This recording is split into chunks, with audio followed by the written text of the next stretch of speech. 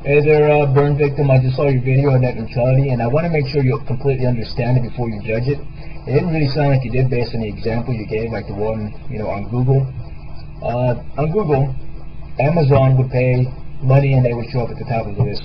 Whereas, let's say, Uncle Tom's mini store would be way back 100 pages back. That may be true. However, AT&T or Verizon or QWest, anyone who's providing you your internet service, whether you know it or not, would not be able to give Amazon any more bandwidth to make it easier for them to serve their customers.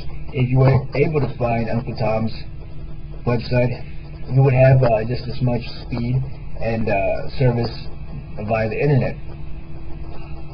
So what this is saying is, if we lose net neutrality, then Amazon would have the speed it has now, whereas Uncle Tom's website would take about 15 minutes to load, making it much easier for his business to fail.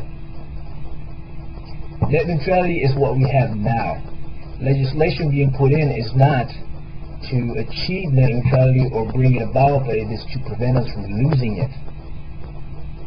I'll give you some examples of how net neutrality has been violated. In 2004, a North Carolina provider blocked their DSL customers from using any rival web-based phone services. I use Vonage. I like Vonage. It's pretty cheap. It's a monthly charge, and that's it. So if I'm using one of these other providers and we lose net neutrality, they have the right to block Vonage because it's an internet, web-based phone service. Then I would have to use their service, which might be more expensive, and that is good. Or they would allow me to continue to use Vonage, but would charge me a surcharge or some kind of network tax, which would make it more expensive for me. In 2005, TELUS, a Canadian telephone giant, blocked customers from visiting a website sympathetic to the telecommunications workers union during a labor dispute. Which means that if we lose net neutrality, stuff like this is legal. They can block you from visiting sites. Let's say AT&T supports a candidate, and they block you from visiting the website of the candidate's opponent, or they block sites that are anti their candidate. There's nothing you can do about it, Of course, then there's them putting websites on high bandwidth lists and a list for low bandwidth sites.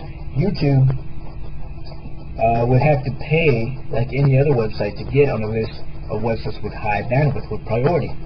So how do they pay? They have enough money now, but like any business, they don't want to cut into their profits to pay that charge. So they either A, add more advertising to the site, and I've already heard people complain about the amount they do now, or B, charge us to use the service. Because what's the other option?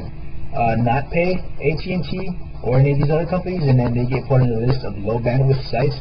It's a site with all videos. That's what it is. How can you have a site where people just come on to watch videos and have low bandwidth? It takes forever to load videos. People complain about the bugs as it is now.